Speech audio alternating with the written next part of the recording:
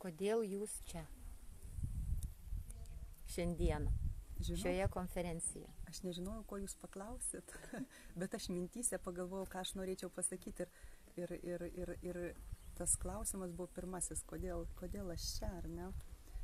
Na, iš tikrųjų galvoju, kad vėlgi esu gydytoja, ne? Aš virš 20 metų turiu klinikinės patirties ir na, esama tvarka ir įstatyminė bazė ir tai, ką mes darydavom kiekvieną mielą dieną, na, mus vertė labai paisyti paciento interesų. Ir na, ne tik pasiūlyti ir ne tik žinoti, kas gal jam yra geriausia, bet ir atsiklausti jo, ar jis lygiai taip pat kaip ir mes supranta. Ir tai nėra tik tai vien mūsų kažkoks žmogiškas požiūris, bet tą įpareigoja daryti ir įstatyminė bazė. Mes kaip žmonėje esam turėję be galo daug visokių pamokų. Geriausiai turbūt prisimenam tą antrą pasaulinį karą, kas yra vykę, kad na, iš tikrųjų ne visada ir ne visada ir tie moksliniai pasiekimai, ne visada tai, kas vadinama pažanga, techninė pažanga, yra iš tikrųjų gėris, ar ne? Ir kartais galim labai skirtingai matyti.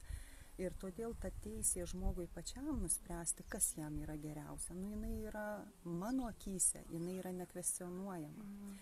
Ir kada čia na, tiesiog domėjausi įvairiais medicininiais klausimais, na, tiesiog teko irgi ir įstatyminę bazę šiek tiek pastudijuoti. Tai štai kai aš aptikau tą vadinamą biomedicinos srities konvenciją, kuri vadinama Oviedo vardu, nes buvo priimta Oviede. Jinai buvo priimta 1997 metais.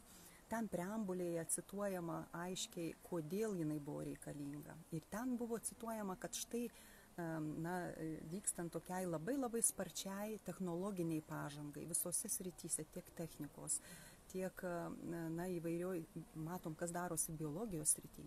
Iš mūsų galima iškirpti, kažką įsekt, kažką padaryti, bet na, iš tikrųjų mes niekada nežinom, nors ir turim be galo daug visokių gerų ketinimų, kaip toliau seksis, ar ne, nes na, tiesiog žmogus sukurtas tobulas mano akiai, dabar, kai man jau daug metų, aš taip manau. Kažkada galvojau, kad na, medicina ir aš kaip gydytoja galiu turėti daugiau įtakos, bet na, tiesiog taip, mes daug ką galim padaryti, bet yra dalykų, kurių tu negali numatyti ir kita vertus organizmas yra toks dalykas, kuriam tiesiog na, leista ir pačiam sveikti, tik tai mes turim jam padėti. Tai štai aš šitą suprasdama ir žiūrėdama į tą Oviedo konvenciją, aš kaip besąlyginę teisę žmogaus pripažįstu tai, kas ten yra teigiama. Tai yra, ten yra minimas 5 straipsnėje yra pasakyta, kad bet kokia sveikatos srities intervencija gali būti atliekama tik gavus informatumu pagrįstą sutikimą. Ką tai reiškia? Ką aš turiu padaryti kaip gydytoja? Aš turiu informuoti žmogų apie naudą, aš turiu informuoti žmogų apie potencialią žalą ir aš privalau pasiūlyti alternatyvas, jeigu žmogus na, nepageidautų to, ką aš jam siūlau. Tai štai šitos teisės aš nedrįstu ir šiandien kvestionuoti ir tai yra dėl ko aš esu čia. Tai yra kiekvieno iš mūsų teisė. Ir dar kitas straipsnis, kuris taip pat toje Oviedo konvencijoje minimas, 2 straipsnis, jisai sako tai, na, kas man atrodo irgi absoliučiai teisinga, kad kiekvieno žmogaus interesai sveikatos srityje yra aukščiau bet kokių mokslo ir visuomenės interesų. Taip. Na tikrai mes nei vienas negalim būti, na, manyti, kad mes žinom geriau negu kitas, ar ne?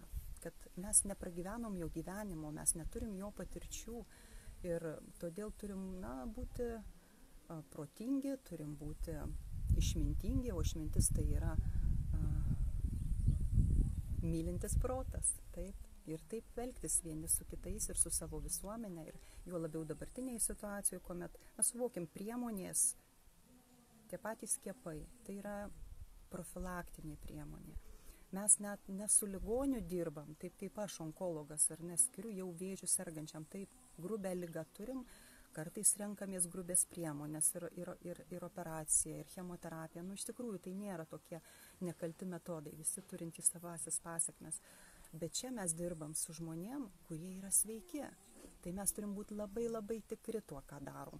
Ir mes deklaruojam, kad mes remiamės ar remsimės, privalom remtis mokslo įrodymais. Tai čia mes kaip tik ir pasakom, mes laukiam tų mokslo įrodymų. Metai kiti tikrai bus, o dabar kartais riziką prisimam didesnę negu potencialią naudą. Tai vat aš kažkaip už teisę kiekvieno spręsti pačiam. Tai kai jūs kalbate apie teisę pačiam pasirinkti, tai man visai, sakykime, taip kitaip ir suskamba jūsų deklaracijas, tai jie, ne? Jinai irgi savotiška teisė pasirinkti ją pasirašyti, eiti kartu su jumis, ar taip suprantu? Žinoma, taip. Aišku, ten galbūt yra teiginių, kur vieni tinkami, kiti ne. Ir mes tokie ir esame, mes įvairialypiai, mes pagal vieną savo pažiūrą sutampam su vienais, kitur su kitais. Ir labai noriu, labai svajoju, kad ta mūsų visuomenė ir išliktų demokratiška, kad diskusijai kelias būtų atviras, kad jeigu turime argumentų, prašau, aš mielai išklausysiu ir aš gal pakeisiu savo nuomonę.